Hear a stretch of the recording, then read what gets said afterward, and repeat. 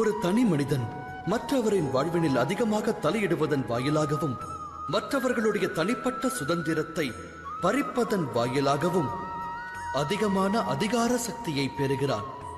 மற்றவர் நலனை கெடுத்து தன்னலத்தை உருவாக்குவதே அதிகார பலமாகும்.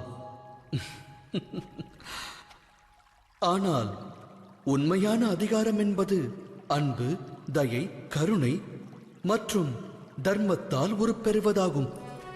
அதர்ம வழியில் கொடூரமாக அதிகாரத்தை பெற வேண்டும் என்று முயற்சிக்கின்றவர்கள் மற்றவர்களுடைய மனதில் அவர்கள் விரோதத்தையும் வெறுப்பையும் விதைக்கின்றார்கள்.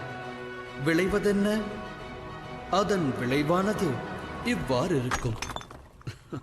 ஆம், அவ்வாறு பெறப்படும் அதிகாரமும் சக்தியும் சிறிது காலத்திற்கு அவசியம் நீடிக்கும்.